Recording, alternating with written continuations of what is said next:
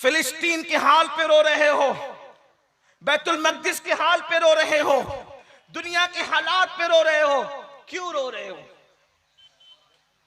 आपके पास अल्लाह को देने के लिए टाइम नहीं, बेवफा इंसानों के लिए टाइम है। इन तजतनिबु कबाइर मा तुनहौना अन्हु व नुकफ्फिर अन्कुम सय्यिआतिकुम। खुदा ये भी नहीं वो भी नहीं, बुलबुल ने गुल उनको कहा, उमरी ने सरवे जां फजा, हैरत ने झुंझला कर कहा, ये भी नहीं वो भी नहीं, दिन लहव में खोना तुझे, शब सुबह तक सोना तुझे, शुक्रे करम तरसे सजा, ये भी नहीं वो भी नहीं, और डर था कि इसियां की सजा अब होगी या रोजे जजा, डर था कि इसियां की सजा अब होगी या रोजे जजा, दी उनकी रहमत ने सदा, ये भी नहीं वो भी नहीं। आज की ये खूबसूरत सी महफिल सरकार मदीना सल्लल्लाहु अलैहि व आलिहि व सहबिही व बारक वसल्लमा के फ़यूज़ व बरक़ात को लेकर अक़ायद और आमाल की इस्लाह के लिए इनेक़ाद पज़ीर है। अल्लाह तबारक व तआला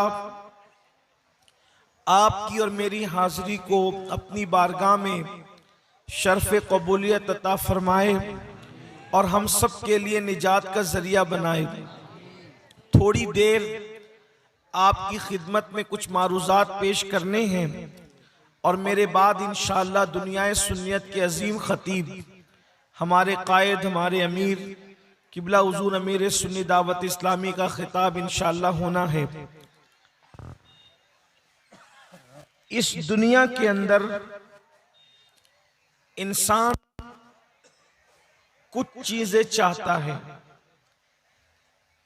एक तो वो इज्जत चाहता है और एक अच्छा मकान, अच्छा ठिकाना चाहता है। अगर किसी को इज्जत मिल गई दुनिया में और खूबसूरत सा अच्छा सा मकान मिल गया तो उसको यूं लगता है कि मैं कामयाब हो गया। हालांकि यहाँ की इज्जत वो भी फानी है और यहाँ का मकान भी फानी है। आप कितना ही अच्छा मकान बना लें, खूबसूरत मकान बना लें, लेकिन एक दिन उस मकान को छोड़ करके जाना है। और यहाँ कितनी इज्जत कमा ले, बड़े बड़े इज्जत वाले, बड़े बड़े खतीब इज्जत वाले, बड़े बड़े शयूख इज्जत वाले, बड़े बड़े नात खान इज्जत वाले, बड़े बड़े कव्वाल इज्जत वाले, बड़े बड़े गाना गाने वाले, जिन्हें लोग बहुत इज्जत वाला समझते, जब वो मरते हैं तो फिर बहुत से लोग ऐसे होते हैं कि जो उनकी कब्र पर कोई फातिहा पढ़ने वाला भी नहीं होता, जिनके नाम के नारे लगते हैं।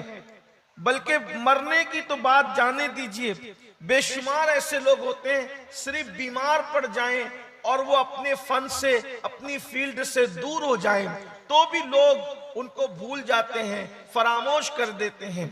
ये दुनिया की इज्जत है जिसके लिए इंसान मारा मारा फिरता है, कोशिश करता है। दुनिया का मकान है, दुनिया की रोजी रोटी है, उसके लिए इंसान रातों दिन मेहनत करता है, कोशिशें करता है, काविशें करता है। इज्जत के लिए कोशिश करना भी चाहिए, मकान के लिए कोशिश करना भी चाहिए, रोजी रोटी के लिए कोशिश करना भी चाहिए, सब अपनी जगह है। लेकिन मेरे भाइयों, आज एक ऐसा नुस्खा लेकर हम आपकी बारगाह में आए हैं कि आप अगर उस पर अमल कर लें तो इंशाअल्लाह आपको सिर्फ दुनिया में नहीं, दुनिया में तो इज्जत मिलेगी ही मिलेगी, लेकिन अल्लाह आखिरत में भी आपको इज्जत अता फरमाएगा और अल्लाह आपको जन्नत में दाखिल करने का वादा फरमा रहा है। इसलिए कि ये नुस्खा हमारे अपने घर का नहीं है, ये नुस्खा हमारे अपने असातिज़ा का नहीं है, बल्कि ये नुस्खा अल्लाह रब्बुल इज्जत के कुरान में मौजूद है। हमें करना क्या है? अल्लाह अकबर, एक काम करना है, बस एक काम कर लो, अल्लाह इज्जत का का वादा भी कर रहा है, अल्लाह जन्नत का वादा भी कर रहा है। वो काम क्या है? कितना आसान है जन्नत में जाना, कितना आसान है जहन्नम से बच जाना, लेकिन इंसान उसके बावजूद भी इल्म न होने की वजह से गफलत का शिकार है। इंसान जो है अल्लाह अकबर गफलत का शिकार होकर, दीन से दूर होकर अपने आप को तबाह और बर्बाद कर रहा है। जन्नत कैसे मिलेगी? जन्नत में कैसे जाओगे? हमारे उलमा और मशाइख से स्टेज जो है वो भरा हुआ है। ये लाइट बंद कर दें तो मुझे थोड़ी आसानी हो। एक बार दुरूद शरीफ पढ़े आप। अल्लाहुम्मा सल्ली अला सय्यिदिना। एक आदमी आइएगा कोई, और एक आदमी आकर के बंद कीजिएगा। लाइट ऑपरेटर एक आदमी कर दी। एक बार बुलंद आवाज सब दुरूद शरीफ पढ़े। अल्लाहुम्मा सल्ली अला सय्यिदिना मौलाना मोहम्मद व अला आलि सय्यिदिना मौलाना मोहम्मद। बुलंद आवाज से पढ़ें।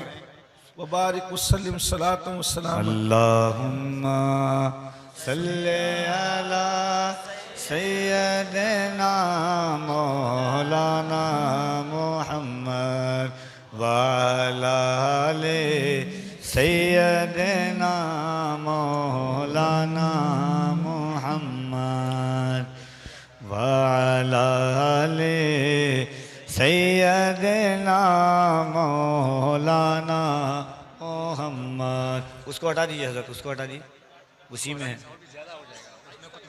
अरे बाप रे बाप, उसको वैसे रहने दीजिए ना, हो उसमें से ज्यादा निकल जाएगा, उड़ता रहेगा हज़रत, उड़ता रहेगा।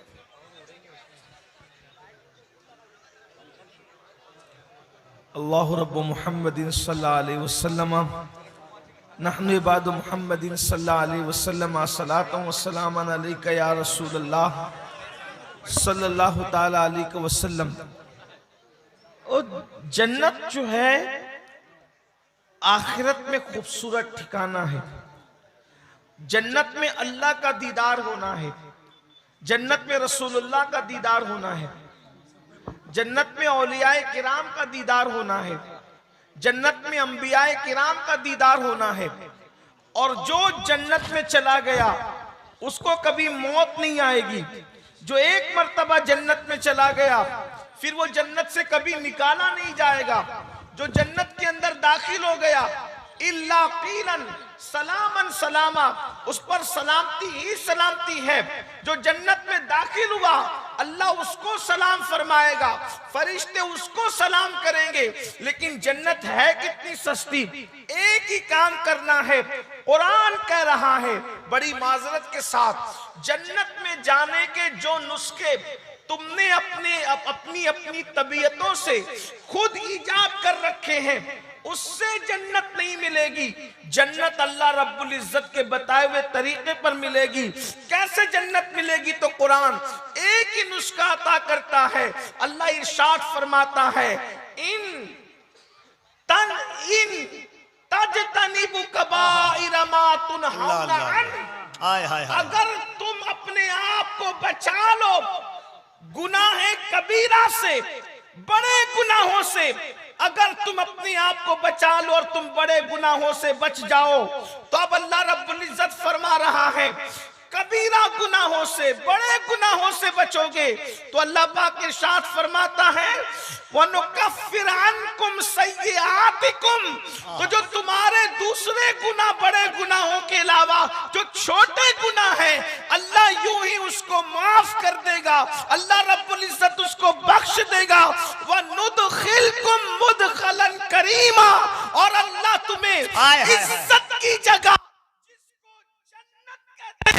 उस जन्नत में अल्लाह तुमको दाखिल फरमा देगा। बड़े गुनाहों से बचो, गुनाह कबीरा से बचो। अल्लाह छोटे गुनाहों को माफ करके इज्जत के ठिकाने में तुम्हें दाखिल करेगा, जन्नत में दाखिल फरमाएगा। अब बड़े गुनाह क्या है याद रखें। बाज लोगों ने कहा 7 बड़े गुनाह है, बाज लोगों ने कहा 10 बड़े गुनाह है, बाज लोगों ने कहा 70 बड़े गुनाह है, बाज लोगों ने कहा 7 500 बड़े गुनाह हैं। अल्लाह अकबर। लेकिन एक बात मैं आपसे कह दूं, मुझे एक बात बड़ी खूबसूरत लगती है। सैयदना मौलाए कायनात करमल्लाहु ताला वजहुल करीम की आप इरशाद फरमाते हैं, छोटे बड़े गुनाह की बात छोड़, बात ये है कि तू नाफरमानी किसकी कर रहा है। अल्लाह अकबर। तू इतने बड़े रब की नाफरमानी कर रहा है, अगर गुनाह छोटा भी हो तो अल्लाह अकबर, वो गोया के बड़े रब की नाफरमानी है। अल्लाह अल्लाह। मेरे आका सल्लल्लाहु अलैहि वसल्लम के दीवानों और सैयदना फारूक आजम रज़ी अल्लाह ताला अन्हु इरशाद फरमाते हैं कि गुनाह कोई भी हो, मुझे तो इतना समझता है इंसान कोई भी गुनाह करे उससे रसूलुल्लाह का दिल दुखता है, आका के दिल को तकलीफ पहुंचती है। अल्लाह अकबर। आज हम गुनाहों के अंदर डूबे चले जा रहे हैं। अब हम गुनाहों के नतीजे पर नजर नहीं रखते, गुनाहों के अंजाम पर नजर नहीं रखते। हैरत की बात यह है, अगर हाथ में छुरी हो तो इंसान छुरी को संभाल संभाल करके उससे फल काटता है कि मेरा हाथ न कट जाए। सामने आग जल रही हो, उससे अपने आप को बचाने की कोशिश करता है। नादान इंसान, अगर छुरी से हाथ कटेगा तकलीफ जरूर होगी, लेकिन तू हमेशा के लिए बर्बाद नहीं होगा। दुनिया की आग की चिंगारी अगर तेरे जिस्म पर आ गई, छाला तो आएगा, लेकिन तू हमेशा के लिए बर्बाद नहीं होगा। मगर ये गुनाह तुझे और तेरी नस्लों को बर्बाद कर रहे हैं। आओ हदीस रसूल सुनो। अपने बच्चों के मुस्तकबिल को तबाह करने वालों, माँ बाप के गुनाह बच्चों को तबाही के दहाने पर ले जाते हैं, बच्चों को बर्बादी के दहाने पर ले जाते हैं। ओ माँ बाप, तुम कैसे माँ बाप हो? अपने बच्चों की दुनिया की राहत के लिए अपना वतन छोड़कर कोई कलकत्ता कारोबार के लिए जा रहा है, कोई दिल्ली कारोबार के लिए जा रहा है, कोई मुंबई कारोबार के लिए जा रहा है। बताओ, वतन छोड़ करके बेवतन दर दर भटकने वालों क्यों भटक रहे हो? इसीलिए ना कि तुम्हारे बच्चों का मुस्तकबिल अच्छा हो जाए, तुम्हारे बच्चों का मुस्तकबिल बेहतर हो जाए। मगर सुनो, अगर तुमने दौलत जमा कर ली तो बच्चों का मुस्तकबिल बेहतर नहीं होगा उससे, क्योंकि अल्लाह पाक इरशाद फरमा रहा है। दिल के कानों से हदीस सुनना, पूरी तकरीर याद रहे ना याद रहे, ये हदीस दिल पर लिख कर ले जाना। अल्लाह रब्बुल इज्जत खुद फरमाता है, हदीस कुदसी है कि जब बंदा मेरी इताअत करता है, मेरी फरमा बरदारी करता है, यानी नेक अमल करता है, अल्लाह फरमाता है मैं उससे राजी हो जाता हूँ और उसको बरकत अता करता हूँ। और अल्लाह की बरकत कभी खत्म होने वाली नहीं है। बरकत कैसे मिलेगी? तावीज़ात से नहीं। बरकत कैसे मिलेगी? सिर्फ किसी का चेहरा देखने से नहीं। बरकत कैसे मिलेगी? सिर्फ बुजुर्गों के हाथ चूमने से नहीं। अल्लाह फरमा रहा है, इसका मतलब ये नहीं कि मैं आपको मना करने आया कि बुजुर्गों के हाथ ना चूमो, ऐसी बात नहीं। चूमो, तावीज़ात भी लो, बुजुर्गों की ज़ियारत भी करो, लेकिन असल बरकत कहां से मिलेगी? अल्लाह फरमा रहा है, जब तुम मेरी फरमा बरदारी करके मुझे राजी करते हो। अल्लाह अल्लाह। जब तुम मेरी फरमा बरदारी करके तुम मुझे राजी करते हो तो मैं तुम्हें ना खत्म होने वाली बरकत अता करता हूं। सुभान अल्लाह। कभी खत्म नहीं होगी बरकत, नस्लों तक बाकी रहेगी, सदियों तक बाकी रहेगी। और फिर दूसरा रुख सुनो, फिर अल्लाह फरमाता है जब कोई मेरी नाफरमानी करता है और जब कोई गुनाह करता है तो मैं उससे नाराज हो जाता हूं। तवज्जो करना, अपने बच्चों की शक्ल अपने जहन में लाओ, अपने पोता पोतियों की शक्ल अपने जहन में लाओ, अपने नवासे नवासियों की शक्ल अपने जहन में लाओ। अल्लाह फरमा रहा है, सच्चा खुदा फरमा रहा है, जब तुम मेरी नाफरमानी करते हो तो मैं तुमसे नाराज हो जाता हूं और फिर तुम पे लानत करता हूं, लानत। और वो लानत तुम्हारी 7 पुश्तों तक बाकी रहती है। अल्लाह अकबर। पूछो इन उलमा से, लानत का मतलब क्या है? एक आम आदमी की लानत तुम पे पड़ जाए तो तुम अल्लाह की रहमत से दूर हो जाओ। जब अल्लाह की लानत तुम पे पड़ेगी और तुम्हारी 7 पुश्तों तक पड़ेगी तो फिर तुम्हें रहमत कैसे नसीब होगी? तुम रहमत इलाही के मुस्तहिक कैसे होंगे? अल्लाह अकबर। पता चला गुनाहों से 7 पुश्तों तक लानत पहुंचती है, 7 पुश्तें बर्बाद होती है, 7 पुश्तें तबाह होती है। ऐ मुसलमानों, इसीलिए अल्लाह फरमा रहा है गुनाह कबीरा से बचो।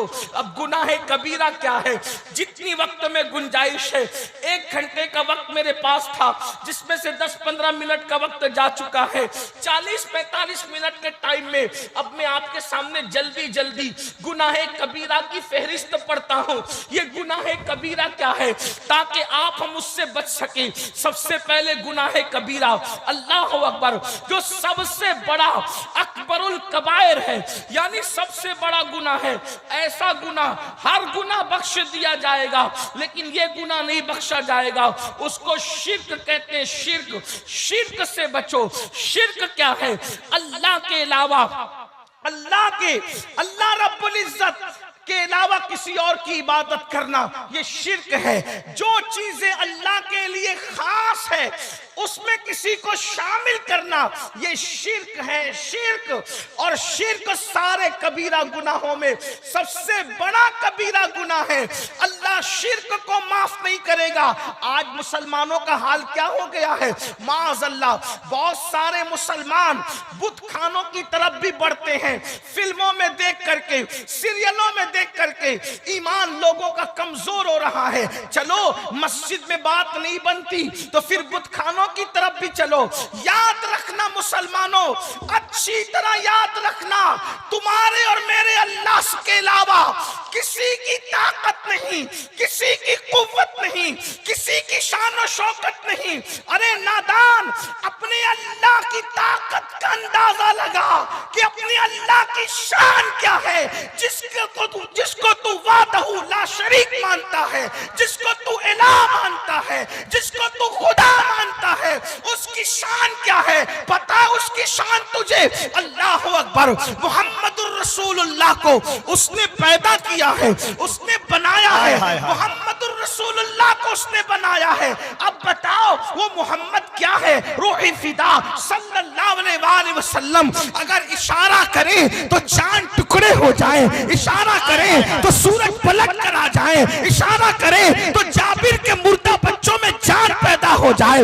बकरी खाकर उस पे हाथ रखकर दुआ करे तो अल्लाह बकरी को खड़ा कर दे।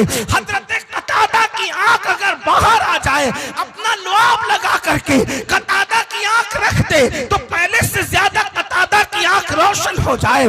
खारी कुएं के अंदर अगर अपना लुआब डाल दे तो खारी कुएं मीठे हो जाए। सूखे कुएं में अपना लुआब डाल दे तो सूखे कुएं पानी से भर जाए। अल्लाह अकबर। मेरे आका की शान ये है, लोग हुजूर का हुस्न देख करके पुकार उठे कि इन जैसा कोई हो नहीं सकता।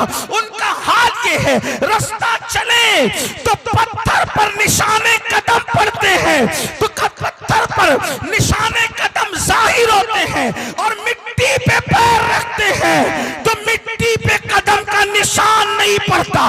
वो चलते हैं तो बादल साया करता है, वो चलते हैं उनके बदन पर मक्खी नहीं बैठती, वो चलते हैं तो सफर का गर्दो गुबार भी उनके चेहरे को छुपा नहीं सकता। अल्लाह अकबर। उनके कपड़े मैले नहीं होते, उनके जिस्म पर मक्खी नहीं बैठती, उनके पसीने से मुश्क की खुशबू आती है, जमीन पर उनका साया नहीं पड़ता। अल्लाह अकबर। जो देखता है चेहरा देखकर मुसलमान होने पे मजबूर हो जाता है।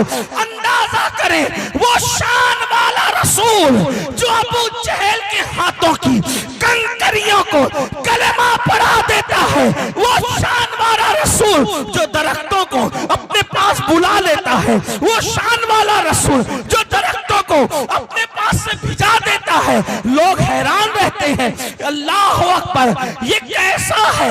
इसकी शान क्या है। लेकिन जब हजरत बिलाल कहते हैं हय्या अलस सलाह, हय्या अलस सलाह, आओ नमाज की तरफ, तो वो शान वाला रसूल जिसकी तरह कोई नहीं, वो किसी की तरह नहीं, वो वुजू बना कर आते हैं और आकर के नमाज शुरू करते हैं और सर सजदे में रख देते हैं। तो इंसान हैरान होकर सोचता है जब झुकने वाला इतना बड़ा है तो जिसके आगे झुक रहा है उस खुदा की शान का आलम क्या। नारे तकबीर, दोनों हाथों को उठा ले, नारे तकबीर, नारे रिसालत, अज़मते मुस्तफा, शाने मुस्तफा, रिफाते मुस्तफा, शरीयते मुस्तफा, रिफाते मुस्तफा। अपने अल्लाह की शान को पहचानो। मुहम्मदुर रसूलुल्लाह जैसी हस्ती उनका उसका बंदा है। जब बंदे की मिसाल नहीं है तो उसको बनाने वाले की मिसाल कैसे हो सकती। उसको तुम रब मानते हो, उस रब को छोड़कर कोई बुतखाने की तरफ जा रहा है, कोई पत्थरों की तरफ जा रहा है, कोई पत्थर की मूरत की तरफ जा रहा है। वो जो अपने नाक पर बैठी हुई मक्खी को नहीं हटा सकते, उनके दरवाजे पे जाकर के भीख मांगते हो, उस अल्लाह का दर छोड़कर वो अल्लाह जो मुर्दा अंडे से जिंदा मुर्गी को पैदा करता है, वो अल्लाह जो हवाएं चलाता है, वो अल्लाह जो आसमान से पानी बरसाता है, वो अल्लाह जो रोजाना सूरज निकालता है और चंद घंटों के अंदर मशरिक से सूरज को निकालकर मगरिब के अंदर गुरूब कर देता है। हमारी जमीन से कई 100 दर्जा बड़ा वो सूरज है, न उसमें कोई रस्सी है न कोई तार है। कौन उसको खींचता है, कौन उसको समेटता है, और वो सूरज जाता कहां है। दिन आता है तो रात कहां जाती है, रात आता है तो आती तो दिन कहां चला जाता है। जो रोजाना सितारों की अंजुमन को सजाता है और सुबह होते होते सितारों की अंजुमन खत्म हो जाती है, जो रोजाना चांद को निकालता है।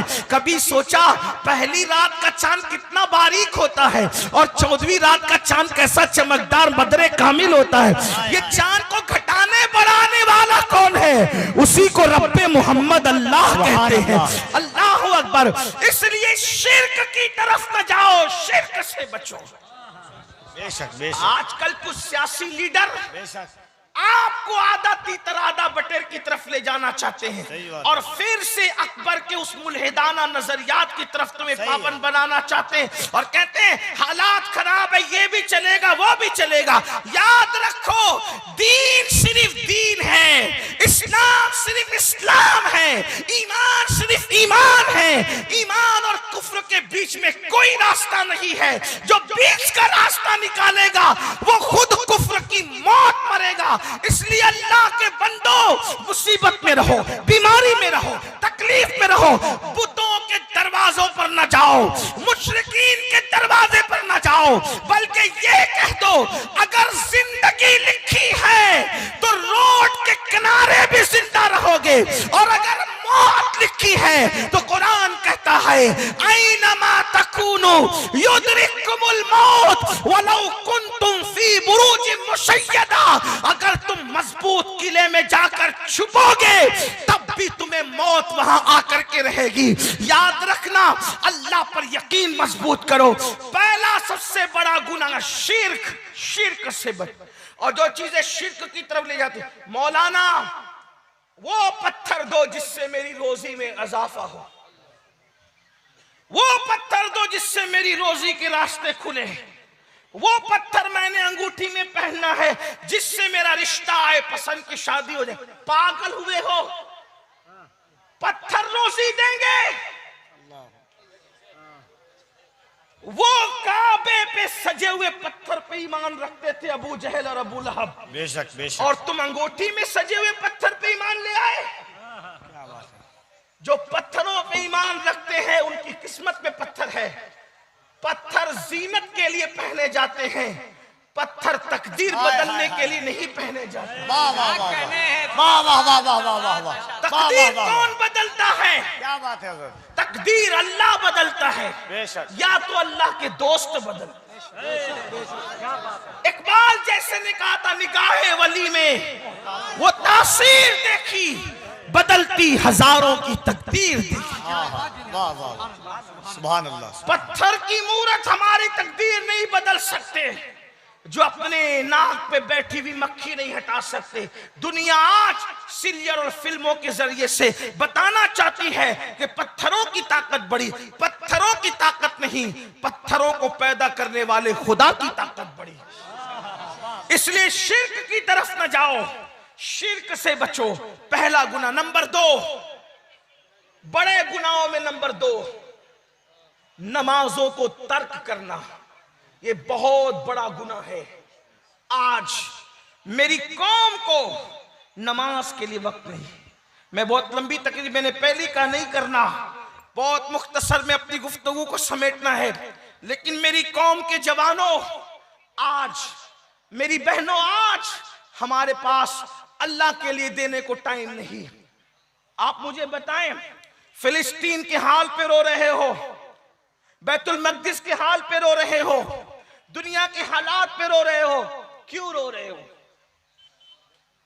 आपके पास अल्लाह को देने के लिए टाइम नहीं, बेवफा इंसानों के लिए टाइम है, गद्दारों के लिए टाइम है, बेवफाओं के लिए टाइम है, मुजरिमों के लिए टाइम है। अल्लाह के लिए जिसने वफा पैदा किया उसके लिए टाइम नहीं। ये जो दोस्त तुम्हारे हैं, दोस्त जिन्हें आप बहुत मुंह भर के दोस्त कहते हो, पहली बात तो मैं समझता हूं कि दोस्त तो मिलेंगे कितने। एक बात सच्ची सच्ची कहूं, इमाम हुसैन को करोड़ों में चंद के सिवा दोस्त ना मिले तो तुझे क्या दोस्त मिलेंगे? आज की दोस्ती तो चाय के लिए है, आज की दोस्ती तो खान पान के लिए है, आज की दोस्ती तो दौलत और जायदाद की बुनियाद पर है। दोस्त होते कहां है? अरे नादान, अल्लाह ने अपनी पूरी मखलूक में कितनों को दोस्त बनाया, जरा वो तो देख। अरबों खरबों में कितने दोस्त बने, वो तो देख। जब अल्लाह के दोस्त इतने महदूद है तो तेरे दोस्त कितने होंगे? मखलूक अल्लाह की सब है, बंदे सब है, लेकिन अल्लाह ने सबको दोस्त नहीं बनाया, बल्कि वो अपने दोस्तों की डेफिनेशन बयान करता है। अला इन्ना औलिया अल्लाह ला खौफुन अलैहिम वला हुम यहज़नून। आगा हो जाओ, जो अल्लाह के दोस्त हैं ना उन्हें खौफ है ना गम है। अब अल्लाह फरमाता है अल्लाह के दोस्त कौन है? अल्लदीना आमनू व कानू यत्तकून। अल्लाह के दोस्त वही लोग हैं जो ईमान लाते हैं और अल्लाह से डरते हैं, परहेजगारी इख्तियार करते हैं। लहुमुल बुशरा फिल हयाति दुनिया व फिल आखिरा। उनके लिए बशारत दुनिया में भी है और आखिरत में भी उनके लिए बशारत है। हर इंसान अल्लाह का दोस्त नहीं होता। जब हर इंसान अल्लाह का दोस्त नहीं होता, नादान, जब सब अल्लाह के दोस्त ना बन सके तो सब तेरे दोस्त कैसे बन सकते हैं? ये जो दोस्त तेरे हैं, मैं ये नहीं कहता मेरे भाई की नफरत कर, लेकिन मरेगा तो ये तेरी मिट्टी देने के लिए भी नहीं आएंगे, तुझे कब्रिस्तान पहुंचाने तक भी नहीं आएंगे। जिनके साथ तू रात रात भर बैठता है, जिनके लिए तू कसमें खाता है, जिनके लिए क्या क्या करता है, और अल्लाह के लिए तेरे पास टाइम नहीं। बहुत सादगी से मुसलमान कहता है मौलाना नमाज के लिए टाइम नहीं, और नमाज का उन्वान छेड़ो तो लोग इधर उधर होने की कोशिश करते हैं। सुन लो नमाज क्या है। अल्लाह के रसूल सल्लल्लाहु अलैहि वसल्लम फरमाते हैं जिसकी नमाज नहीं उसका दीन नहीं। फिर सुनो, मस्जिदों को वीरान करने वालों, मेरी बात नहीं। अगर मैं कहूंगा तो कहेंगे मौलवी कह गया। नहीं, मौलवी नहीं, मौला कह रहा है। मौला मुस्तफा जान रे, मौलाए कायनात का मौला कह रहा है, मौलाए कायनात का मौला कह रहा है। अल्लाह के रसूल फरमा रहे जिसकी नमाज नहीं उसका दीन नहीं। सैयदना फारूक आजम रदी अल्लाह तबारक व तआला को जब जख्मी कर दिया गया, जिस्म से खून निकलता रहता, बेहोशी की कैफियत रहती। जब होश में आती और नमाज का वक्त बताया जाता, फौरन नमाज पढ़ते लोग कहते खून रिश्ता है पूरे जिस्म से। आप फरमाते मैंने अल्लाह के रसूल से सुना कि जिसने नमाज छोड़ दी दीन में उसका कोई हिस्सा नहीं है। अल्लाह के रसूल अलैहिस्सलाम ने इरशाद फरमाया जो नमाज जानबूझकर छोड़ देता है अल्लाह की पनाह से वो बाहर निकल जाता है, अल्लाह की अमान से वो बाहर निकल जाता है, अल्लाह के जिम्मे करम से वो बाहर निकल जाता है। और मेरे आका फरमाते हैं जिसने फजर की नमाज अदा की वो शाम तक के अल्लाह के जिम्मे करम पर रहता है, अल्लाह की करम की चादर में रहता है। याद रखना मेरे भाइयों, अपनी ताकत और कुव्वत पर गुरूर करने वालों, अपनी कुव्वत पर नाश करने वालों, अपनी जवानी पर घमंड करने वालों, अपनी दौलत पर घमंड करने वालों, किसी इंसान में इतनी ताकत नहीं है कि वो अल्लाह के अजाब को बर्दाश्त कर सके, खुदा के अजाब को बर्दाश्त कर सके। नादान, अगर अल्लाह सिर्फ तेरे सर में दर्द दे दे तो तू सर का दर्द बर्दाश्त नहीं कर सकता। अल्लाह तेरी कमर की नस दबा दे तो तू चलने फिरने से मोहताज हो जाएगा। अल्लाह किसी पर वो दिन न लाए, सोच तो सही, अगर अल्लाह नस दबा दे तो तू बैठ करके बल्कि बैठ भी नहीं सकता, बिस्तर पे पड़ा हो जाए। सर का दर्द अल्लाह तुझे दे दे तो तू तड़पता हो जाए। जरा सोच, जब अल्लाह सिर्फ हल्का सा इतना सा दर्द दे दे तो तू उसको बर्दाश्त नहीं कर सकता। तो वो जहन्नम का अज़ाब, वो जहन्नम के दहकते हुए शोले, अल्लाह अकबर, ये कहानी किस्सा नहीं, ये हकायक है हकायक। अपनी बहनों की भी तवज्जो चाहता हूँ।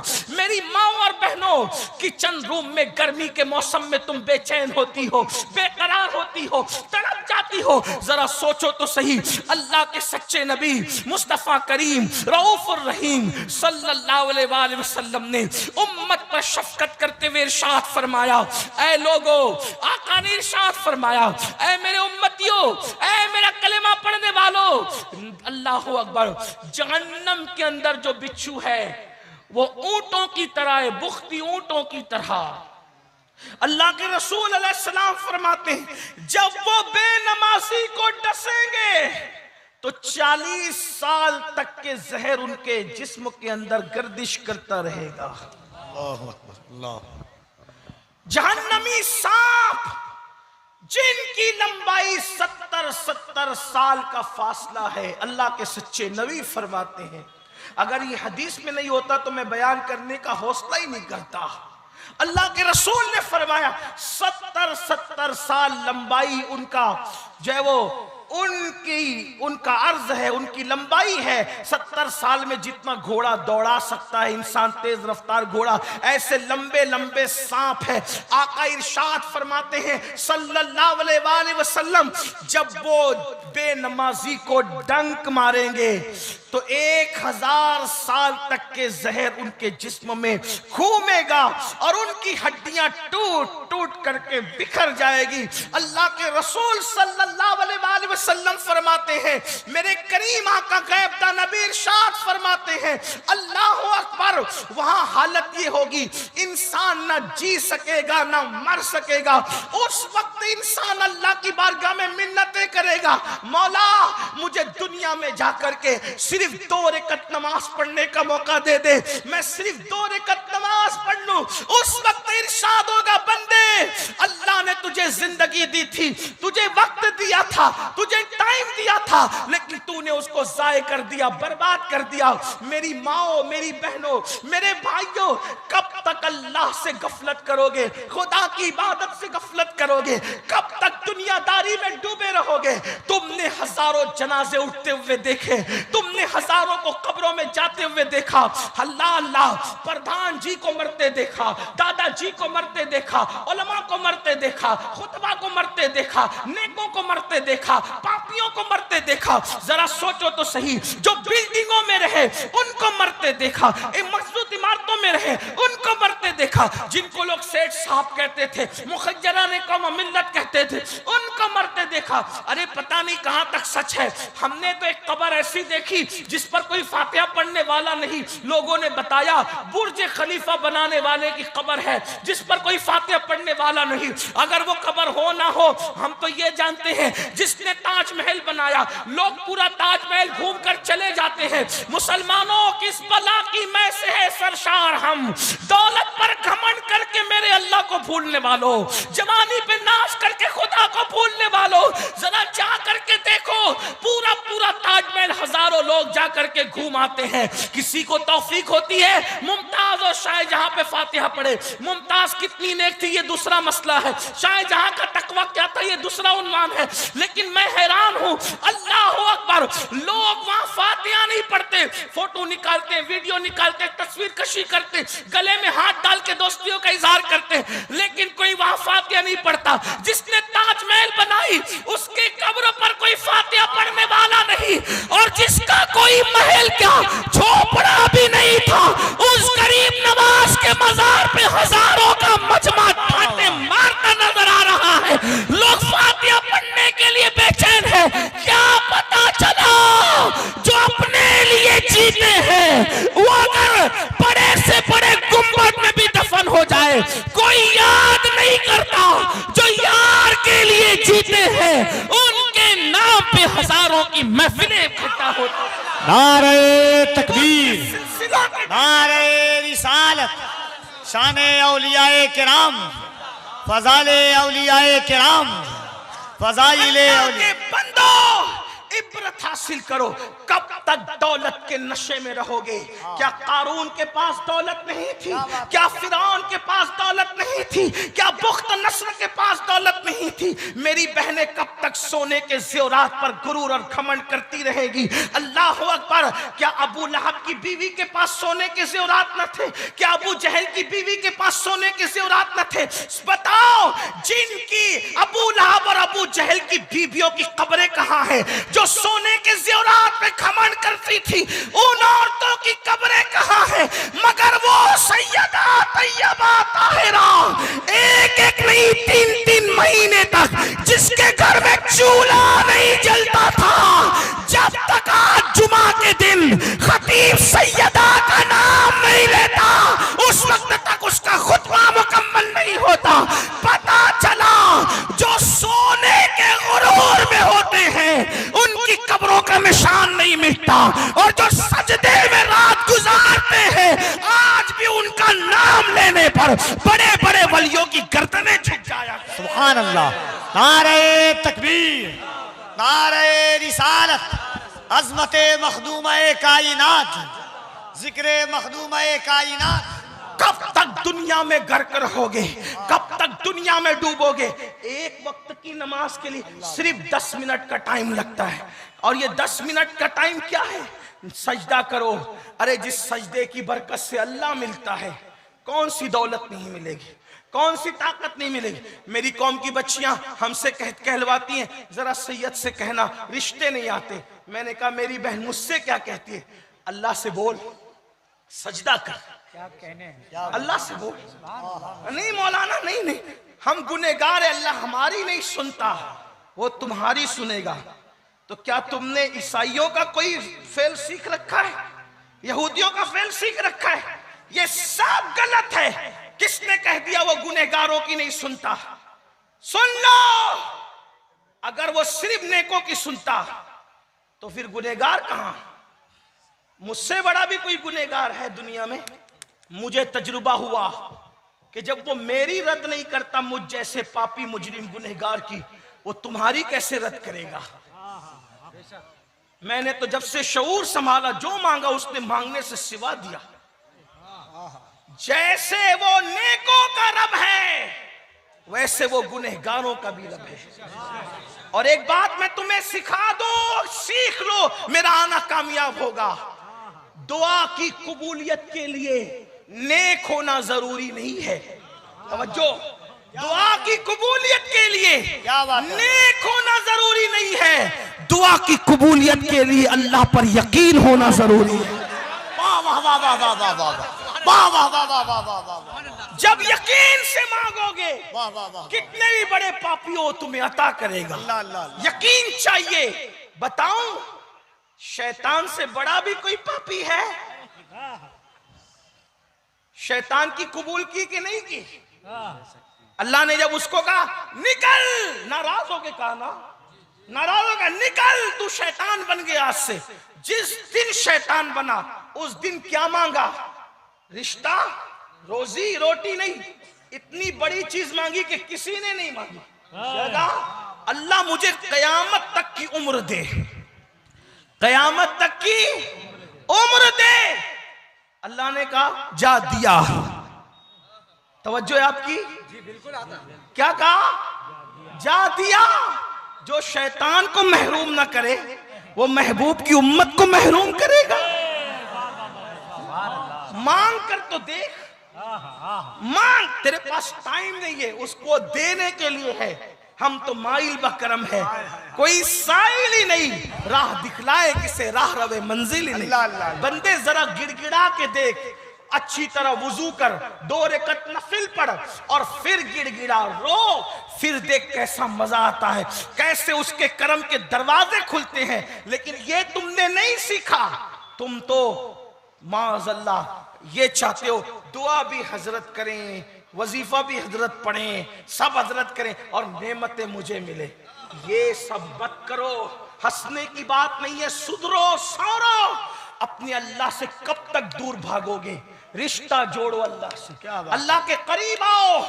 और याद रखना, सबसे दोस्ती करना मुश्किल है, रब से दोस्ती करना बहुत आसान है। ये मेरे अजीज भाई मौलाना कफील अंबर साहब अच्छे बेहतरीन नाजिम है। हाथ मिलाना मुश्किल है, हाथ मिलाना मुश्किल है ना इनसे।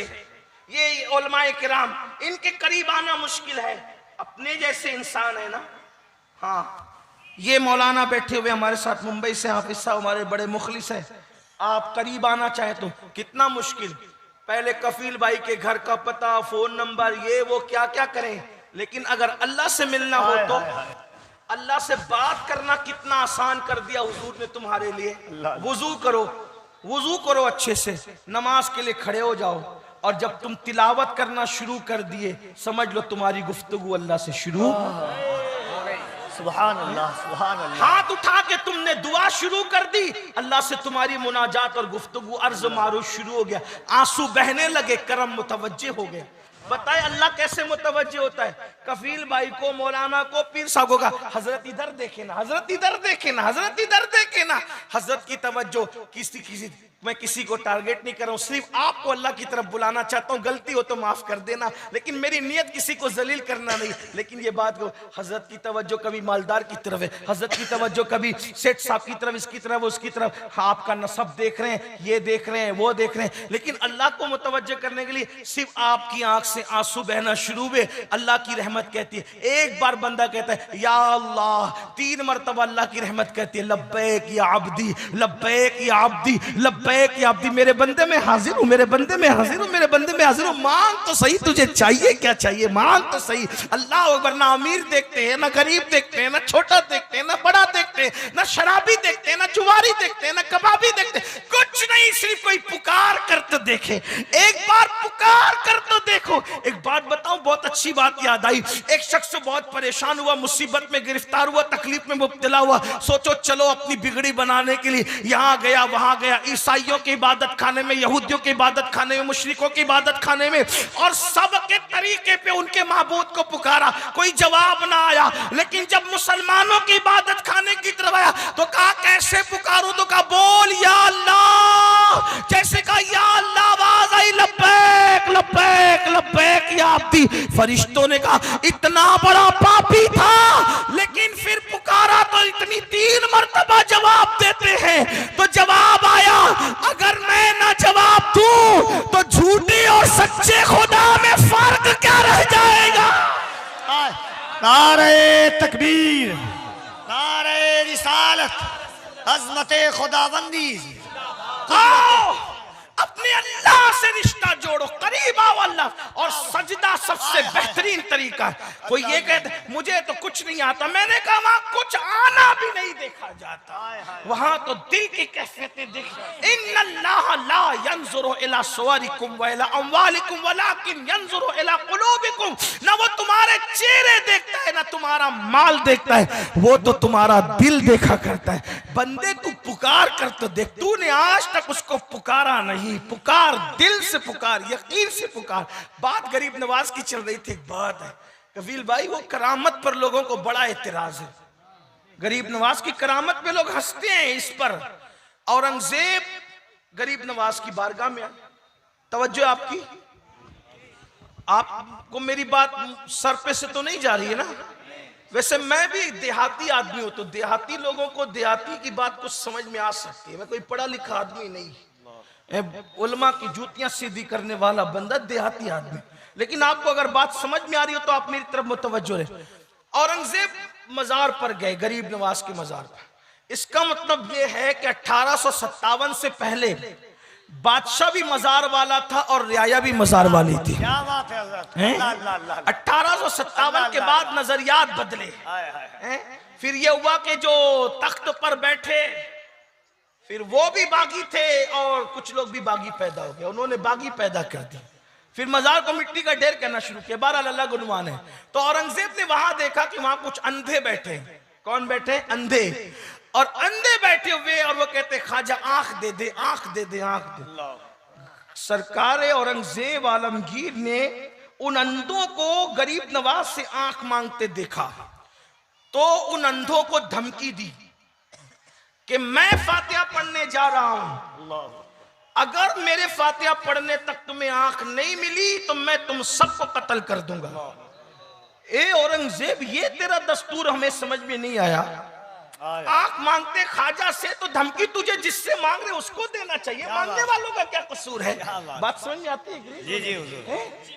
लेकिन धमकी किसको दे रहे जिसका कोई कसूर ही बजाहिर नजर नहीं आता। बजाहिर कह रहा हूं, बात समझाने के लिए कह रहा हूं, लेकिन बात है। धमकी किसको दी? औरंगजेब ने अंधों को दी। और गए फातिहा पढ़ने, वापस आए। जो बरसों से बैठ के आंख मांग रहे थे नहीं मिल रही थी, आज मिल गई आंख। धमकी अंधों को दी और आंख ख्वाजा गरीब नवाज ने दे दी। अच्छा, लोगों को यह भी लगा कि ये अभी शिर्क के खिलाफ तकरीर किया, वे फिर शिर्क बका कि गरीब नवाज ने आंख दी। मैंने कहा तुझे नहीं पता, तुझे नहीं पता। जब हम कहते हैं ना कि डॉक्टर ने दवा दी तो मैं अच्छा हो गया, तो ये भी तो शिर्क हो सकता है ना? हो सकता है कि नहीं हो सकता है? हो सकता है, लेकिन तुम जैसे खप्तियों की नजर में हो सकता है और हम जैसे तौहीदियों की नजर में नहीं हो सकता। क्यों? वजह यह है कि जब कोई ये कहता है कि मैं अब्दुल हमीद डॉक्टर की दवा से अच्छा हुआ, तो हमें पता होता है कि वो मुसलमान के कहने का मतलब यह है डॉक्टर ने दवा दी, वो सबब बना, लेकिन अच्छा किसने किया? अल्लाह ने किया। ये बात होती है। तो जब डॉक्टर की दवा असर दिखा सकती है तो गरीब नवाज की दुआ असर नहीं दिखा सकती। क्या बात है? अल्लाह। तो डॉक्टर की दवा की बरकत से जब हम डॉक्टर का नाम लेते तो गरीब नवाज की दुआ की वजह से गरीब नवाज का नाम नहीं ले सकते? बिल्कुल ले सकते। बात समझ में आती है? ये बात है। और हजरत आरिफ रूमी कहते हैं कि अब्दुल्ला की जबान से जो निकलता है उसको अल्लाह पूरा कर देता है।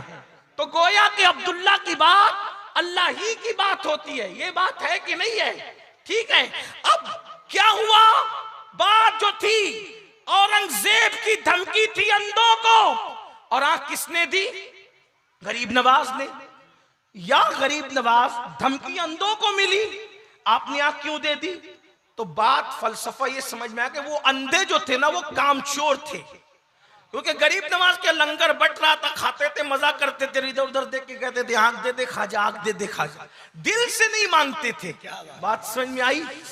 तो फिर जब औरंगजेब ने कहा अगर तुमको आंख नहीं मिली तो तुम्हें मार डालूंगा, कत्ल कर दूंगा, तो जब जान पे बनाई ना, अब इधर उधर देख के नहीं, पूरे यकीन से कहा अब तो जान जाएगी, आंख दे दे। तो जिस दिन यकीन से मांगा उस दिन गरीब नवाज ने उनको अता फरमाया। नारे तकबीर, नारे रिसालत। बात ये है।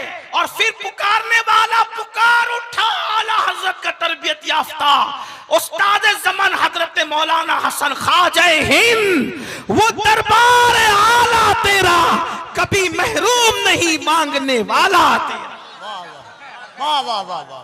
तो यकीन से मांगो, यकीन मजबूत करो, हो न मिलेगा मतलब मिलेगा। अल्लाह की चौखट से अपना रिश्ता मजबूत करो, सजदे के बगैर नहीं हो सकता। अगर आप ये सोचते हैं कि मैं नमाज छोड़ करके अल्लाह से ये अपना रिश्ता मजबूत कर लूंगा तो नहीं हो सकता। मजबूत पहले सजदे की तरफ आओ, अल्लाह के घर की तरफ आओ। और एक बात मेरी याद रखना, अपने मसाइल का हल कल भी अल्लाह की चौखट पे था और आज भी अल्लाह की चौखट पे। जुड़ो अल्लाह से। 10 मिनट का टाइम लगता है, सिर्फ 10 मिनट का टाइम। और अगर नहीं निकालोगे 10 मिनट का टाइम तो फिर वो अजाब है, वो अजाब। सोचो तो सही, अल्लाह के रसूल फरमा रहे इतना लंबा सांप है 70 साल की मुसाफत तक, 1000 साल तक के उसका ज़हर, हड्डियां घुलेगी, हड्डियां टूटेगी, बिखरेगी, न जी सकेगा न मर सकेगा। और उससे बड़ी बात, अल्लाह अकबर, आका फरमाते बेनमाजी को कयामत तक डसेंगे वो सांप। सुकून नहीं मिलेगा, कहीं चैन नहीं मिलेगा। दुनिया की जिंदगी तो चंद दिन की है, चंद लम्हों की, चंद साथ की है। तो अल्लाह के बंदे तौबा करो, नमाजी बनो। तीसरा बड़ा गुनाह, गुनाह कबीरा, माँ बाप की नाफरमानी, माँ बाप को सताना। अब मैंने उसको नमाज के बाद इसलिए बयान किया कि कुछ लोग नमाज पढ़ते हैं लेकिन माँ बाप का ख्याल नहीं करते। तो पता है, जो नमाज पढ़े और माँ बाप का दिल दुखाए उसकी नमाज भी कबूल नहीं होती।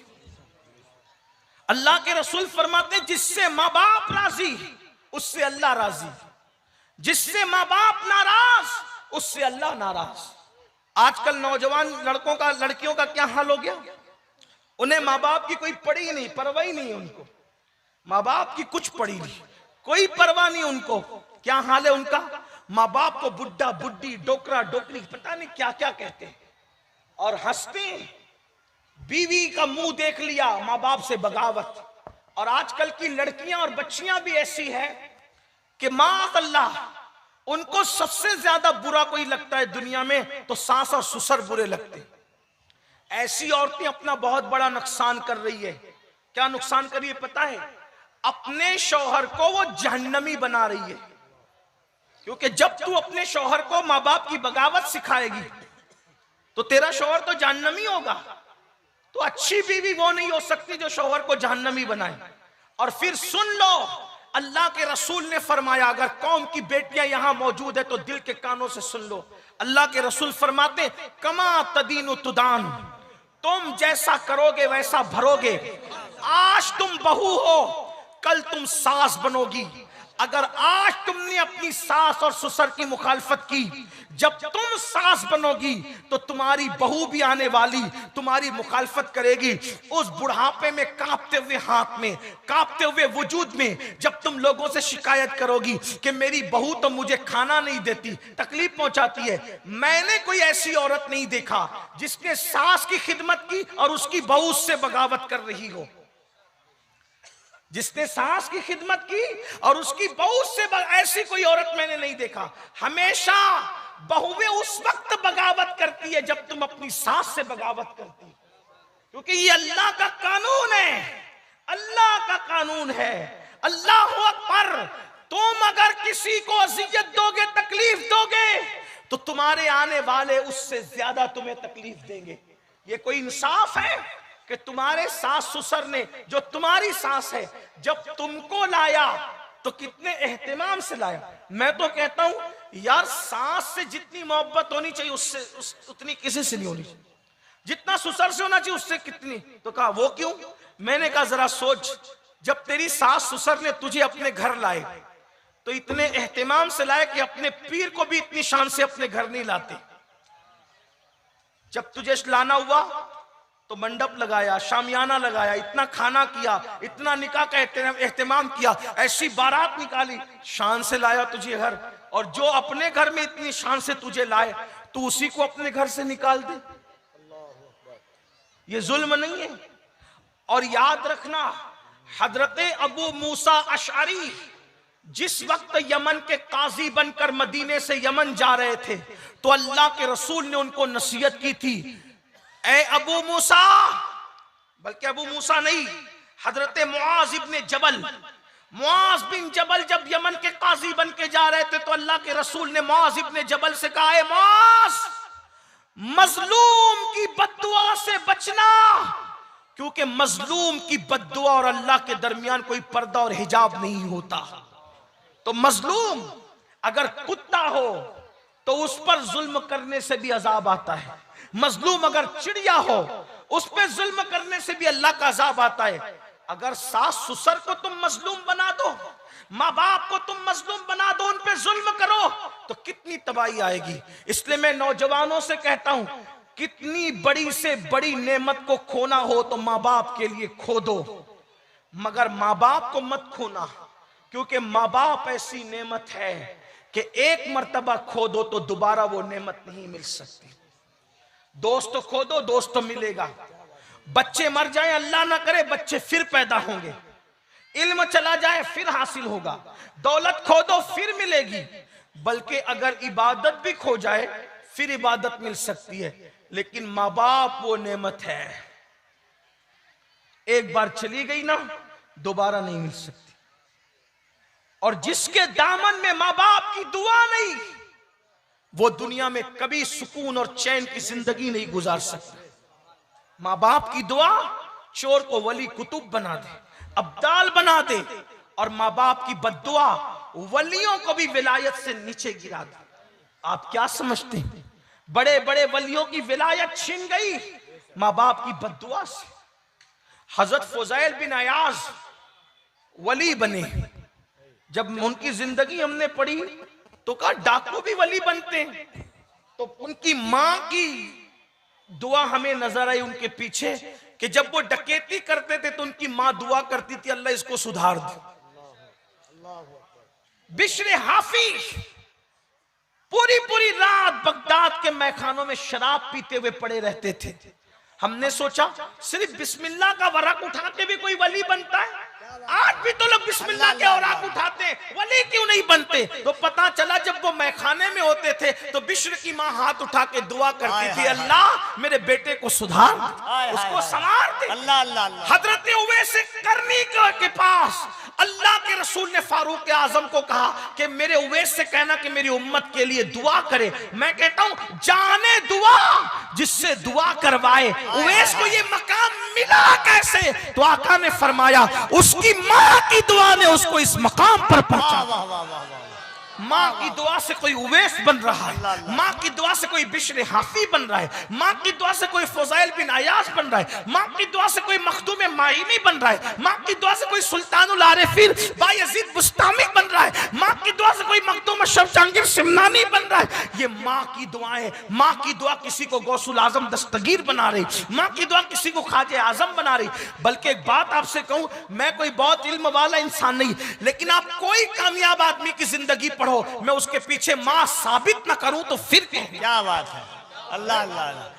बल्कि हमारे आका सल्लल्लाहु अलैहि वसल्लम को किसी की दुआ की जरूरत नहीं, लेकिन हुजूर अलैहिस्सलाम जब बचपने में है, हुजूर की अम्मी कहती थी अल्लाह मेरे लाल को उरूज अता फरमा, मैंने ऐसे लाल को पैदा किया है जिसकी वजह से मशरिक और मगरिब में मेरे डंके बचेंगे।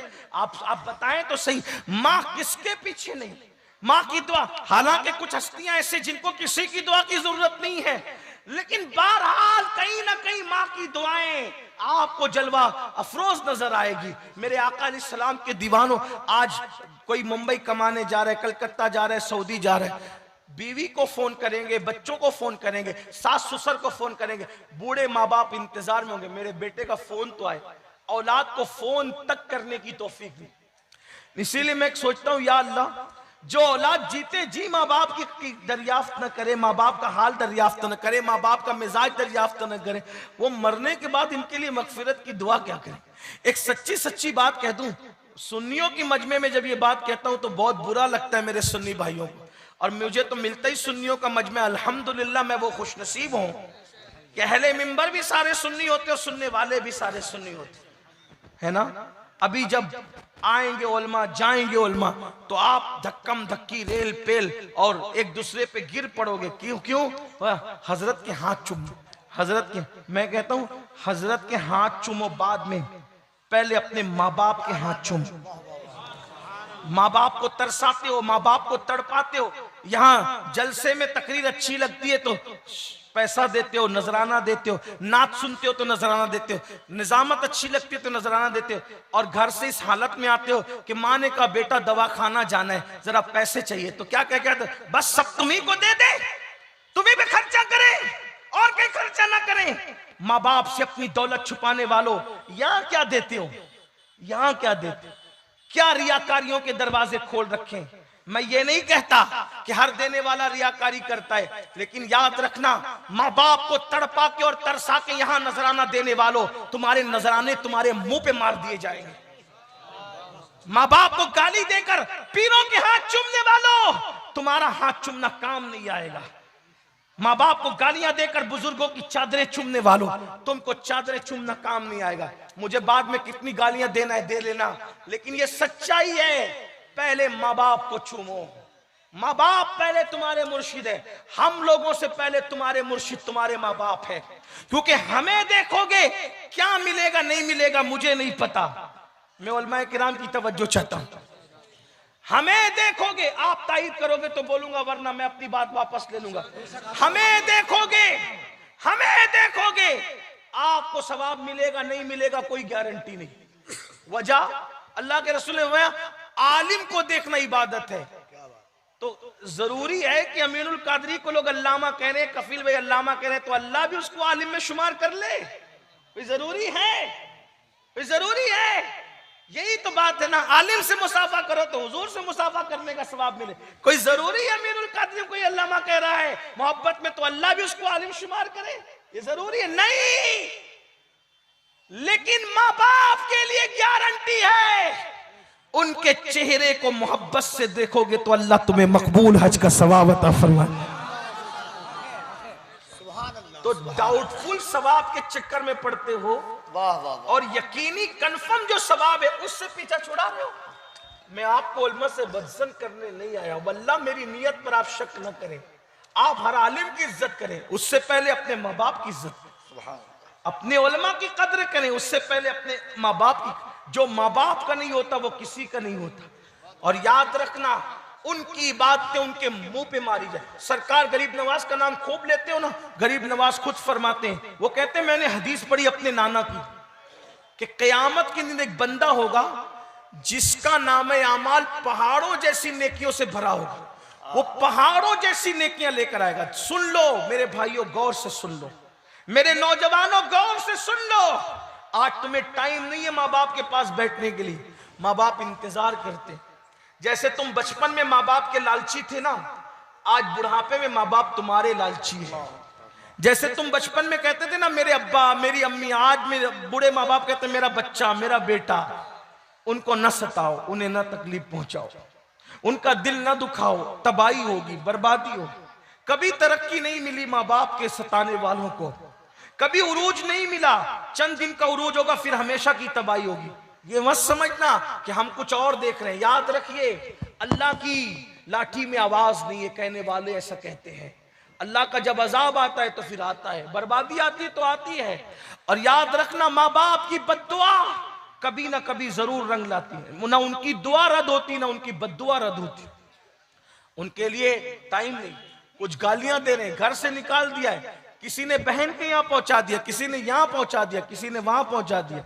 किसी के माँ बाप मस्जिद के जीने पे बैठ के भीख मांग रहे हैं। ये माँ बाप का हाल है, ये हाल है। अल्लाह अकबर, क्या जवाब दोगे अल्लाह की बारगाह? सरकार गरीब नवाज फरमाते हैं पहाड़ों जैसी नेकियां लेकर के एक शख्स आएगा, हदीस पाक है, और उसकी नेकियां जब मीजान पे तौली जाएगी तो मीजान भर जाएगा। वो अपनी नेकियां देख के खुश होगा, अनकरीब मैं जन्नत में जाऊंगा, अनकरीब। ऐसे में कागज का एक छोटा सा टुकड़ा उसके गुनाह के पल्ले में गिरेगा। जैसे गुनाह के पल्ले में गिरेगा तो उसके गुनाह का पल्ला भारी हो जाएगा। हुक्म होगा, इसको मुंह के बल घसीटते हुए जहन्नम में ले जाओ। पहाड़ों जैसी नेकियां लाने वाला। मेरे भाइयों, अपने पास तो नेकी है भी नहीं। हम तो जुमा की भी 2 रकत नमाज पढ़ के भाग जाते हैं। हम जुमा में भी 14 रकत पूरी नहीं पढ़ते। आप गौर करो, फजर कब पड़ी थी आज से पहले अपनी जिंदगी में? फजर कब है, जरा सोचो तो सही। पूरी जिंदगी फजर नहीं पड़ी। जिन्होंने पढ़ी उनको वुजू करने का तरीका नहीं पता, गुसल करने का तरीका। एक अच्छा आलिम अगर अपना वुजू चेक करे तो हम अपना वुजू साबित नहीं कर सकते। अल्लाह चेक करेगा तो क्या वुजू हमारा साबित होगा और क्या गुसल साबित होगा? सोचो तो सही। कुछ नहीं अपने पास। जिनके पास है उनका क्या हाल है? फरमाया पहाड़ों जैसी नेकियां लेकर आएगा, मीजान भर देगा, लेकिन सिर्फ एक कागज का छोटा सा टुकड़ा गुनाह के पल्ले में गिरेगा तो गुनाह का पल्ला भारी होगा। हुक्म होगा इसको मुंह के बल घसीटते हुए जहन्नम में लेकर जाओ। वो कहेगा अल्लाह मेरा गुनाह क्या था? ये कागज के छोटे से टुकड़े में लिखा क्या था जिसने मेरी सारी जिंदगी की नेकी को हल्का कर दिया? तो उस वक्त तो फरमाया जाएगा बंदे, तूने सिर्फ एक मर्तबा ऊंची आवाज से अपनी मां से या अपनी बाप से बात की थी, चिल्लाकर अपनी मां से या अपने बाप से बात की थी। वो चिल्लाने का एक गुनाह लिखा हुआ था जिसने सारी जिंदगी की नेकी को हल्का कर दिया। मां बाप से चिल्ला के बात करो तो ये मसलक आला हजरत का नारा खूब लगाते हो। कभी सीखा भी मसलक क्या है? मसलक आला हजरत का मतलब आला हजरत का रास्ता। आला हजरत क्या फरमाते हैं? आला हजरत ने सिर्फ मुस्तफा जान रहमत पे लाखों सलाम ही नहीं लिखा। आला हजरत ने काबे के बदरुद्दुजा तुम पे करोड़ों दुरूद सिर्फ नहीं लिखा। आला हजरत ने सिर्फ अल अम्न वल उला नहीं लिखा। आला हजरत ने सिर्फ अज़ुद्दतुज़ ज़किया नहीं लिखा। आला हजरत ने सिर्फ मुनीरुल ऐन नहीं लिखा, बल्कि आला हजरत ने ये भी लिखा। वो सब लिखा, सच लिखा, लेकिन ये भी लिखा जब अपने माँ बाप से बात करो। मसलक आला हजरत में माँ बाप से बात करने का तरीका क्या है? कभी सोचा? टोपियों के कलर में मसलक नहीं है, सिर्फ नारों में मसलक नहीं है। मसलक इमाम अहमद रजा की किताबों में बयान किया हुआ है। देखो क्या फरमाते हैं। फरमाते हैं कि जब अपने मां बाप से बात करो, डायरेक्ट मत करो, पहले उनसे इजाजत लो। ये हमारे मसलक आला हजरत में मां बाप का अदब है। और वो घर से नहीं है, सौदागिरान से गढ़ के नहीं, हदीसों की रोशनी में लिखा। पहले मां बाप से इजाजत मांगो। हम आपसे बात कर सकते हैं, अगर वो इजाजत दें फिर बात करना। वो भी कैसे बात करना? जैसे कोई गुलाम अपने आका से बात करता है ऐसे बात करना। उनके सामने कंधे नहीं उचकाना। ये माँ बाप के आदाब हैं। कभी हमने ऐसी बात की, बड़ी माजरत के साथ माफी चाहते हुए, यार तुम्हारे दुनियादार तो दुनियादार है, तुम्हारे दीनदार भी मसलक आला हजरत के मुताबिक अपने माँ बाप से बात नहीं करते होंगे, हैं? क्या लगा रखा है? हमने अपने मसलक को नहीं पहचाना, हमने पढ़ा नहीं अपने मसलक को। हम अपनी तबीयत की बकरियां हकालते रहे, हम अपनी तबीयत के नारे लगाते रहे। कभी सोचा, कभी गौर किया माँ बाप क्या थे? इमाम अहमद रजा को उनकी अम्मी ने कह दिया मदीने नहीं जाना,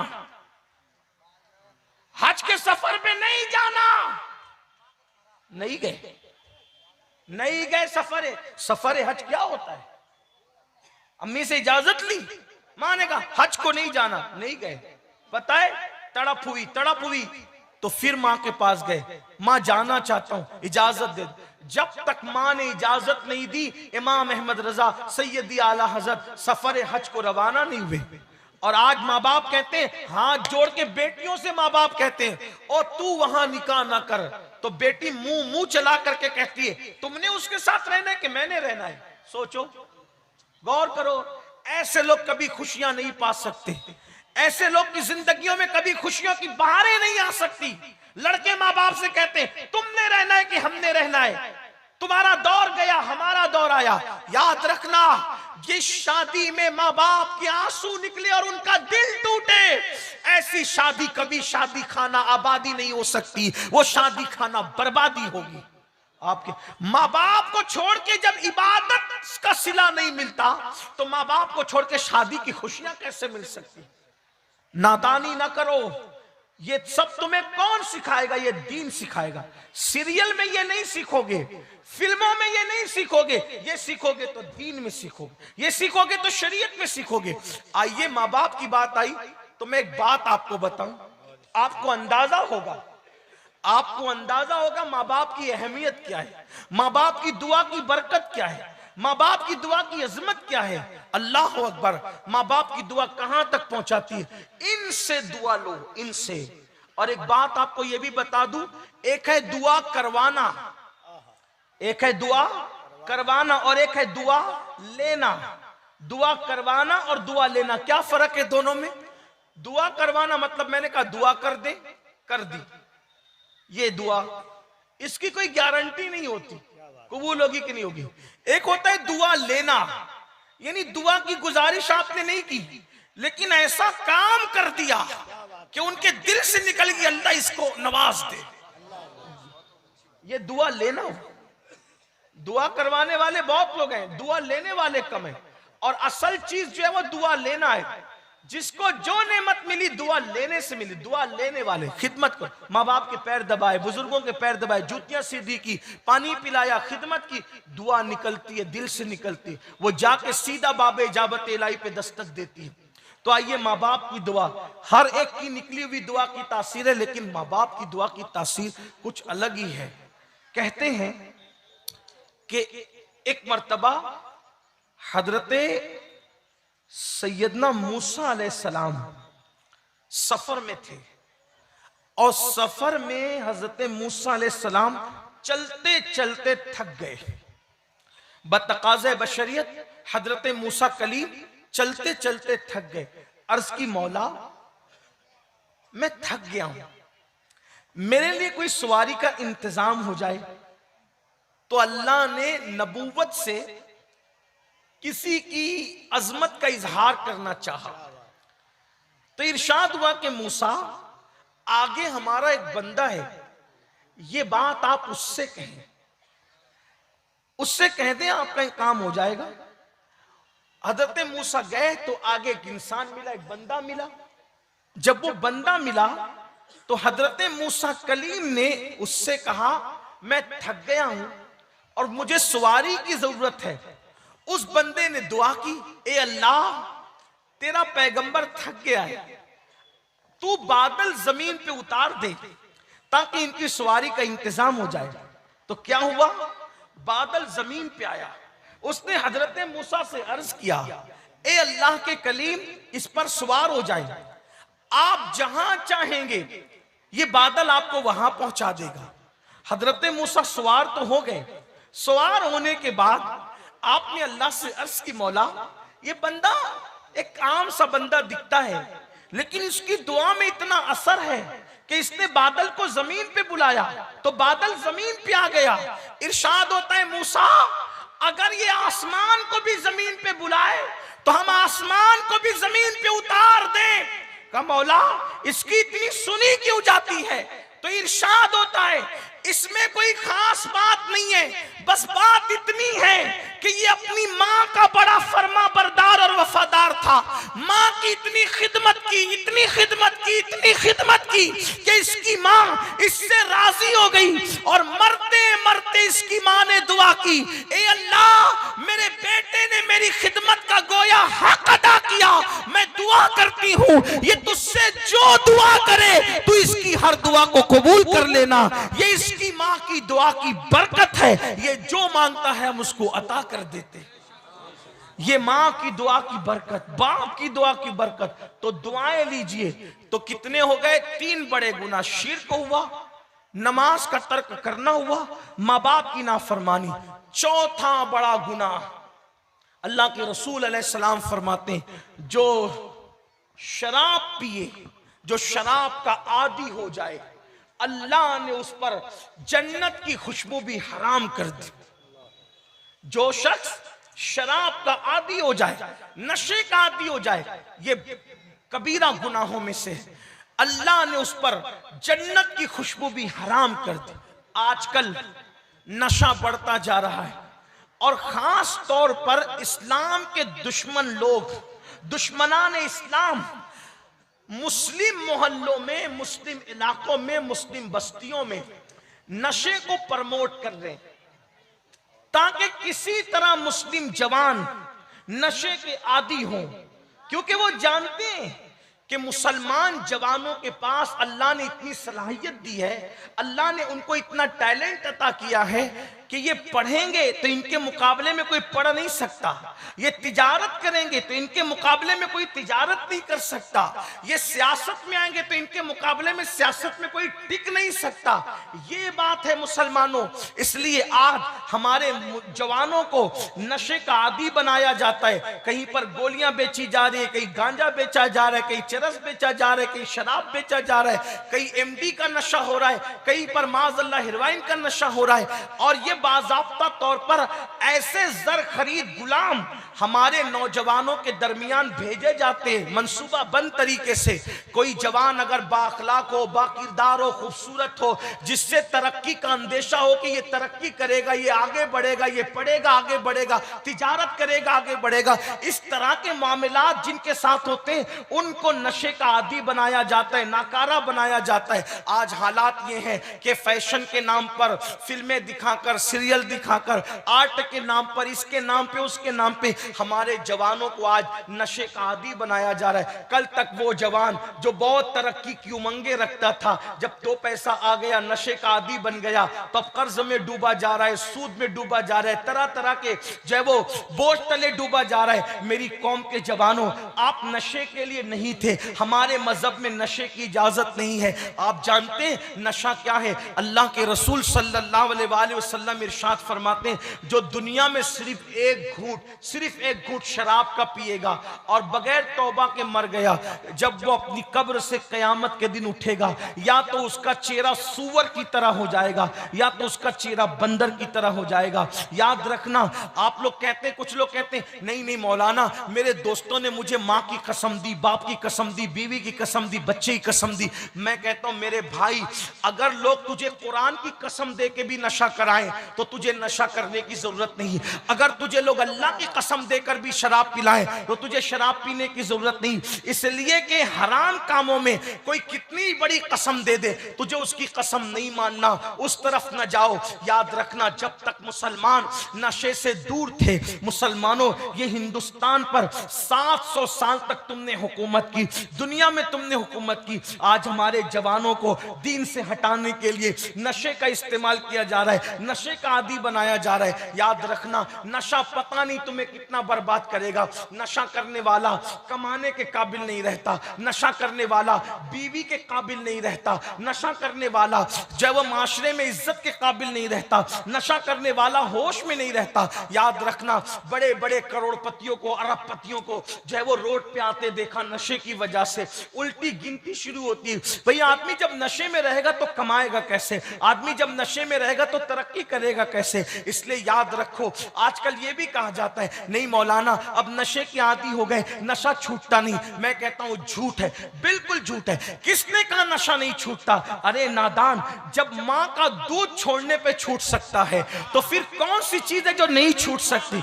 मां की दूध से बढ़कर के लजीज ग़िज़ा कौन है?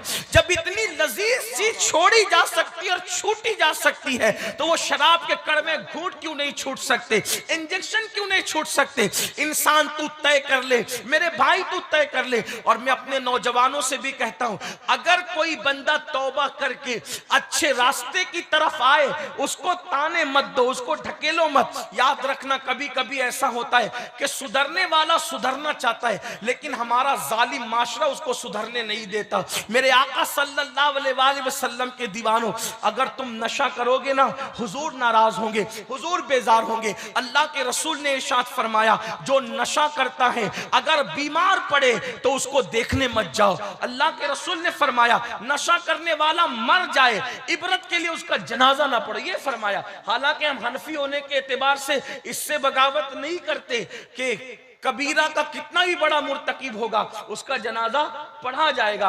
लेकिन अल्लाह के रसूल अलैहिस्सलाम ने जो है वो इबरत के लिए फरमाया कि जो नशा करते हैं उनको बेटियां ना दो, बीमार पड़े देखने मत जाओ, वो कर्ज मांगे उनको कर्ज मत दो, भूखे उनको खाना मत खिलाओ, मर जाए उनके जनाजे में मत जाओ, क्योंकि ताकि लोगों को इबरत हो। मुसलमानों आज क्या हो गया है, तेजी से नशा बढ़ता जा रहा है। स्कूल पढ़ने वाले हमारे बच्चे नशे में डूब रहे, कॉलेज पढ़ने वाले बच्चे नशे में डूब रहे। नशे को क्या समझ रखा, ये फैशन नहीं है, ये अंदर से आपको खोखला करता है, आपके फेफड़े खराब होते हैं, कैंसर का मर्ज पैदा होता है, बड़ी बड़ी बीमारियां पैदा होती है। एक बात आपको बताऊं, बहुत खास बात दिमाग में रख लो।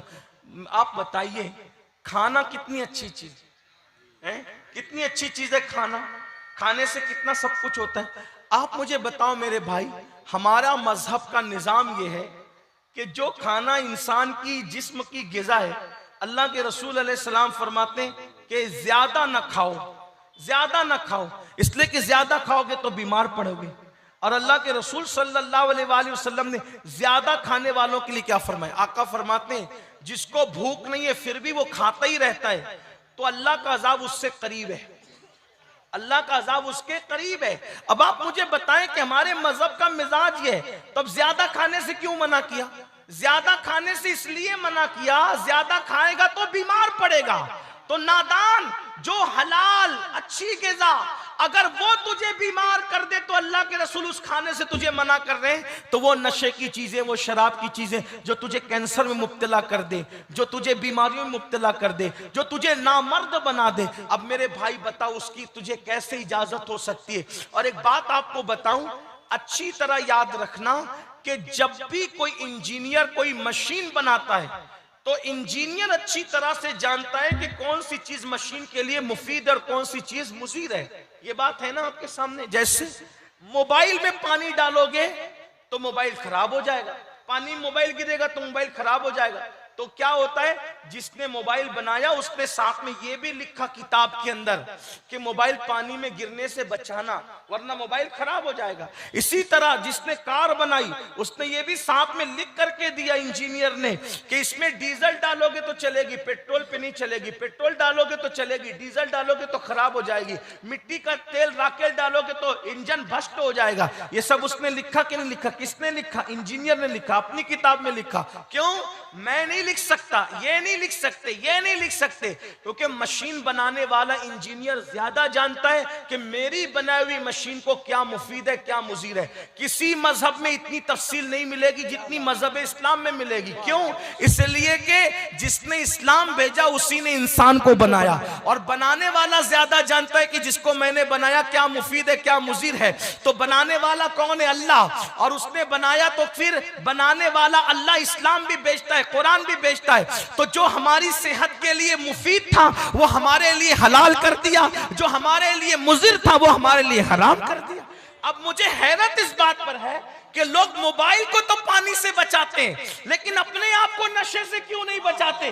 कितने नादान हो। अरे मोबाइल पानी में जाएगा तो वो मोबाइल खराब हो जाएगा, और तुम नशा करोगे तो तुम्हारे जिस्म की मशीन खराब हो जाएगी, जल्दी मरोगे, जल्दी बीमार पड़ोगे, तबाह हो जाओगे, बर्बाद हो जाओगे। इसलिए तौबा करो। ये शराब, ये नशे की चीजें तुम्हें बीमार करती है, तबाही के दाने। अरे कम से कम अपना नहीं सोचते, अपने बच्चों का तो सोचो कि तुम्हारे बच्चे जब स्कूल जाते हैं तो तुम्हारे बच्चों को चिढ़ाया जाता है, ये शराबी का बच्चा आया, शराबी का, इसका बाप तो नशा करता है। जब तुम नशा करोगे तो तुम्हारे बच्चे एहसास कमतरी का शिकार होंगे, एहसास कमतरी का शिकार होंगे तुम्हारे बच्चे, वो नशा करने वाले की औलाद कहलाएंगे।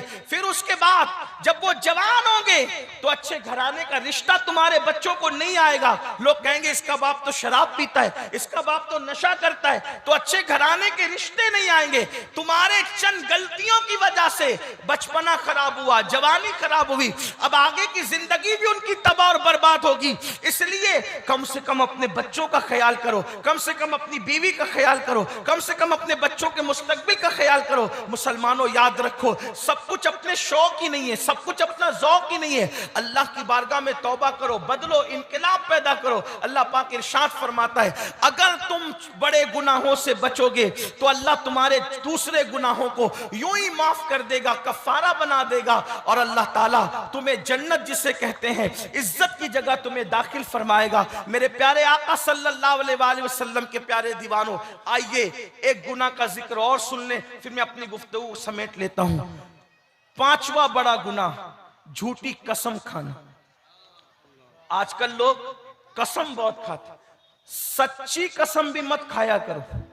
जब तक माल, जान और इज्जत पे बन ना आ जाए, एकदम आखिरी स्टेप ना आ जाए, उस वक्त तक के सच्ची कसम भी मत खाओ।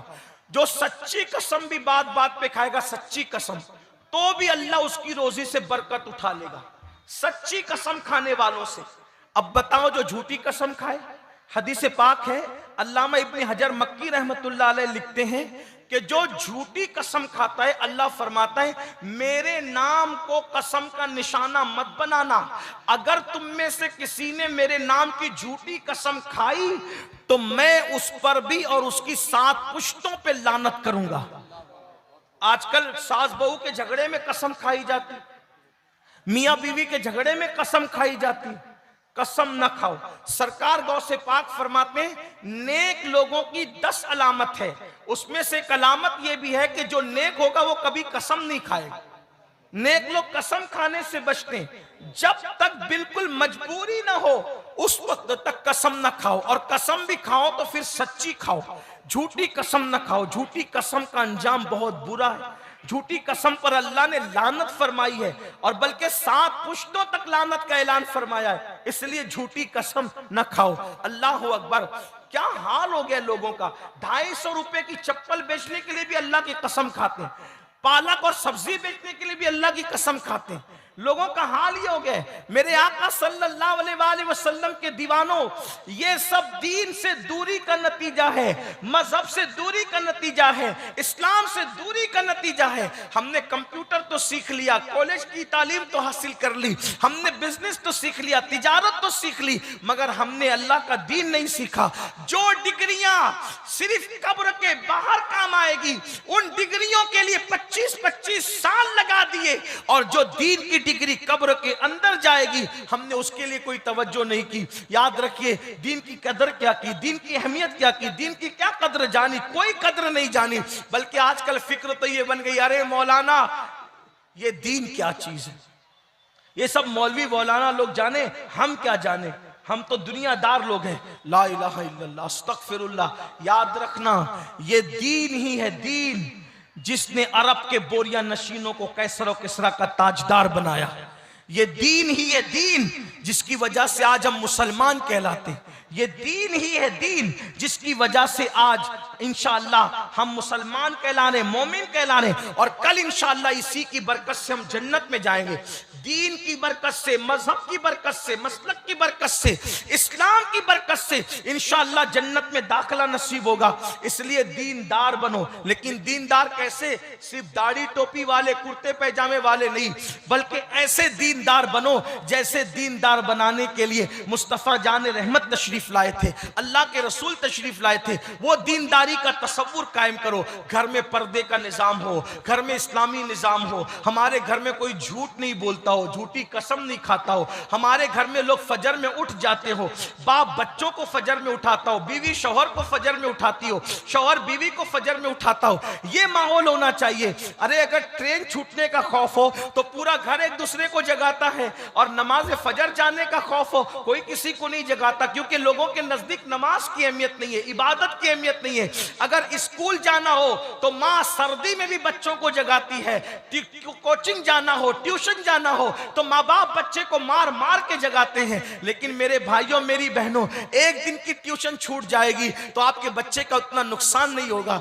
लेकिन अगर फजर की नमाज छूट गई तो आपके बेटे का नाम जहन्नम के दरवाजे पे लिख दिया जाएगा, आपकी बेटी का नाम जहन्नम के दरवाजे पे लिख दिया जाएगा, आपका नाम जहन्नम के दरवाजे पे लिख दिया जाएगा। कितनी अफसोस की बात है। कोचिंग की अहमियत होनी भी चाहिए, स्कूल की अहमियत होनी भी चाहिए, तालीम की अहमियत होनी भी चाहिए, लेकिन अल्लाह के रसूल फरमा रहे कि जिसने जानबूझ के नमाज छोड़ी उसका नाम जहन्नम के दरवाजे पे लिख दिया जाएगा। मेरे भाइयों, अल्लाह से डरो, अल्लाह रब्बुल इज्जत के कानून की तरफ तवज्जो करो, कुरान की तालीम की तरफ तवज्जो करो। आज से पहले अगर ये सब बड़े गुनाह हो चुके, आज अल्लाह की बारगाह में सच्चे दिल से तौबा कर लो। हर गुनाह का इलाज तौबा है। मेरे आका सल्लल्लाहु अलैहि वसल्लम फरमाते हैं, गुनाह से तौबा करने वाला ऐसा है जैसे उसने गुनाह किया ही नहीं। अल्लाह की बारगाह में सच्ची तौबा करो, माफी तलब करो। मेरे आका अलैहिस्सलाम इरशाद फरमाते हैं, अगर कोई 40 साल तक भी गुनाह करे और एक मर्तबा अल्लाह की बारगाह में सच्ची तौबा करे,